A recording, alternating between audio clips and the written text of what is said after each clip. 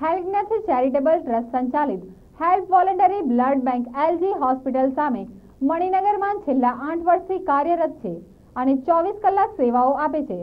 ગુણવત્તાસભર અને અત્યાધુનિક સેવાઓ આપવા બદલ help voluntary blood bank NABH દ્વારા પ્રભાવિત ગુજરાતની પ્રથમ બ્લડ બેંક છે। ભારતમાંથી અત્યાધુનિક એવી માત્ર 10 બ્લડ બેંકને ગુણવત્તા માટેનું આ સર્ટિફિકેટ એનાયત થયેલ છે અને હેલ્પ વોલન્ટરી બ્લડ બેંક આવી દેશની સર્વોત્તમ બ્લડ બેંકની હરોળમાં જોડાઈ રહી છે।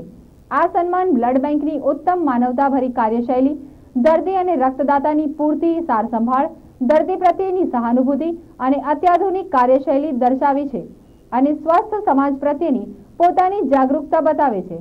અત્યારના યુગમાં આધુનિક શસ્ત્રક્રિયાઓ થાય છે ત્યારે સુરક્ષિત રક્તની જરૂરિયાત અત્યંત મહત્વની છે અને સુરક્ષિત રક્ત અને રક્ત ઘટકો દરેક જરૂરિયાતમંદ દર્દીને મળી રહે તેવા ઉમદા વિચાર સાથે આ બ્લડ બેંકની શરૂઆત કરવામાં આવી હતી। હેલ્પ ચેરિટેબલ ટ્રસ્ટ સંચાલિત હેલ્પ વોલન્ટરી બ્લડ બેંક છેલ્લા 8 વર્ષથી એલજી હોસ્પિટલ મણિનગર ખાતે કાર્યરત છે। 24 કલાક પોતાની સેવાઓ આપે છે। હેલ્પ વોલન્ટરી બ્લડ બેંક ગુજરાતની પ્રથમ બ્લડ બેંક છે જેને આ NABH એક્રેડિટેશન, NABH એટલે national accreditation board four hospitals અને હેલ્થ કેર પ્રોવાઇડર્સ। ગુજરાતની તો આ પ્રથમ બ્લડ બેંક છે પણ ભારતમાં પણ માત્ર 10 બ્લડ બેંક આ NABH એક્રેડિટેશન ધરાવે છે કે જે બધી હોસ્પિટલ સાથે એટેચ છે। સ્ટેન્ડ અલોન એવી કદાચ હેલ્પ વોલન્ટરી બ્લડ બેંક પ્રથમ બ્લડ બેંક છે। ગુણવત્તાસભર ટેકનોલોજી, દર્દી અને ડોનરની પૂરતી સાર સંભાળ અને યોગ્ય ઘટકો, જરૂરી ઘટકો જરૂરિયાતમંદ દર્દીને પ્રોપર રીતે તૈયાર કરીને દર્દીને મળે છે।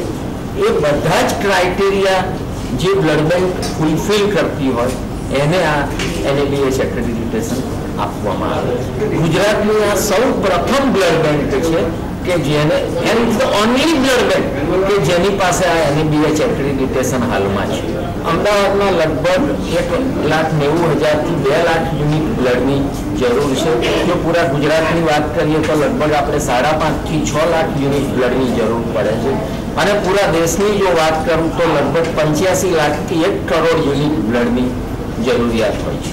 અમદાવાદ અને ગુજરાત રક્તદાન ક્ષેત્રે ખૂબ જ અગ્રેસર છે। આપણે ઘણું બધું વોલન્ટરી બ્લડ ભેગું કરીએ છીએ, તે છતાં થોડી શોર્ટેજ ચોક્કસ ઊભી થાય છે જે આપણે દર્દીના સગાઓ પાસેથી રિપ્લેસમેન્ટમાં ફોર્મમાં આપણે મેળવીએ છીએ।